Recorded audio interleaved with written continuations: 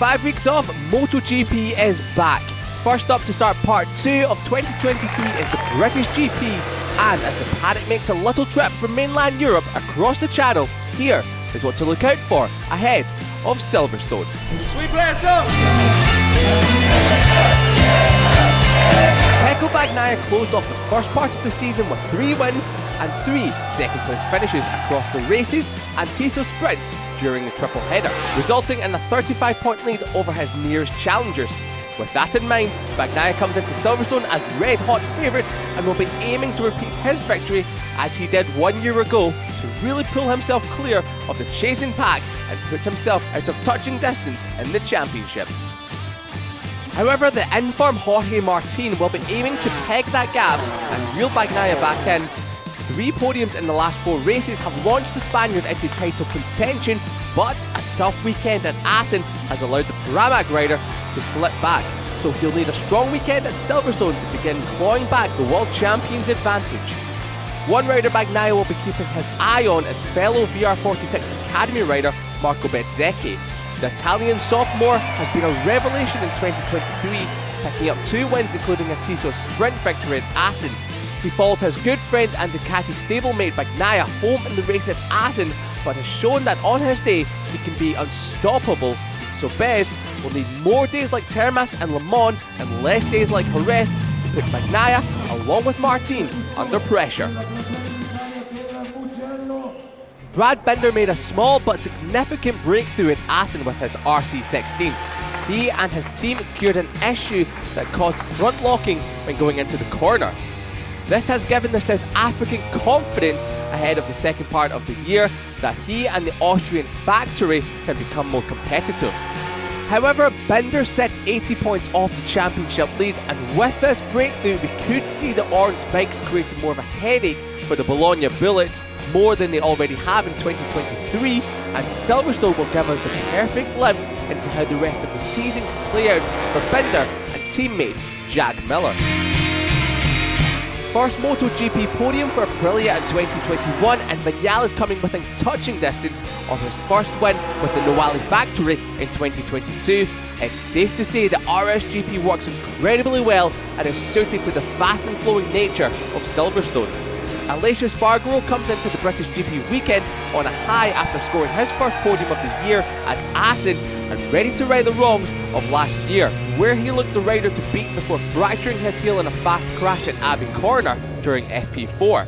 Despite this crash, the Spaniard could have added a second victory to his tally, so there's no better way to fuel the fire than putting to bed the demons of 1 year ago. While on the other side of the garage, Maverick Vinales has been going through a rough patch of form, only scoring 10 points from the last 5 rounds and retiring from 4 out of the last 5 races, a far cry from a second place finish in the opening round. There's no better place to return to after the summer break than the venue where he came within touching distance of victory last year, and the track where he scored his first MotoGP win in 2016. You get the sense if Vinales can get his second part of the season running with a strong result, it will put him in the right mindset going forward, but if he doesn't, the Spaniard may be in for an extremely difficult rest of the season. 2 podiums for Fabio Quartararo in the main race, and the Tissot sprint is all that Iwata factory can show from a difficult 2023. However, they return to a circuit that has brought the Japanese brand so much success. 5 wins in the MotoGP era makes Yamaha the most decorated manufacturer at Silverstone, with success in the hands of Fabio Quartararo having come as recently as 2021. The fast and flowing nature of the British circuit puts emphasis on chassis performance, and on top of no hard acceleration zones can play into the strengths of Yamaha, which could put them into podium contention and potentially give Fabio Quartararo his best chance of a victory challenge in 2023. Both Marc Marquez and Joan Mir are due to return this weekend. Mir hasn't been seen on track since his Practice 2 crash at the Italian GP, while Marquez has participated in the previous 3 weekends, but has pulled out prior to the races on Sunday due to injuries. It's a difficult situation Honda and its riders find themselves in.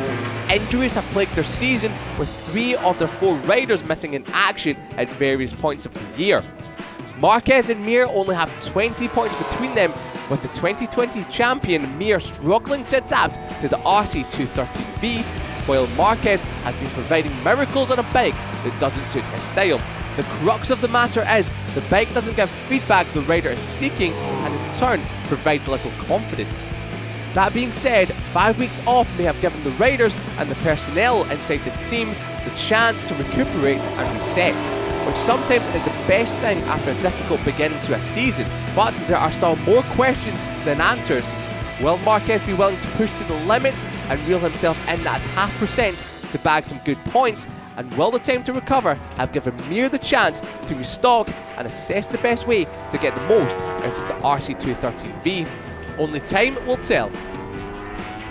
14 out of the 22 riders have a contract in place for 2024, with 9 out of the 10 factory seats locked in place. You would be right in thinking the silly season wouldn't be so silly in 2023. How wrong we were. There's been plenty of speculation as to who goes where in 2024, and maybe more than one factory seat will change for next year. Frankie Morbidelli is the only factory rider out of contract in 2024 and looks set to lose out on his seat, but the rumour mill is in overdrive as to who replaces him. While KTM are in a dilemma as Moto2 hotshot and 2021 Moto3 champion Pedro Acosta has exercised his rights with KTM management to move to MotoGP for 2024, but with only 4 seats in both teams and all 4 riders under contract, where does that put Acosta? There's been speculation that based on this season, Jorge Martin and Enea Bastianini, who both hotly contested the factory seat for 2023, could be going at it again in Part 2. Ducati are willing to give the Italian Bastianini the opportunity to show his potential after an injury-plagued season so far. However, don't be too surprised if it remains the same, as the Beast has his first chance to show the potential Ducati knows he has this weekend at Silverstone. Then there's a small question as to what Marc Marquez does about his Honda future, as he is under contract for another year. We could get answers this weekend as some contracts confirmed. However, there's every chance it could rumble on for a few more weeks in what is and has been a silly season than anyone imagined.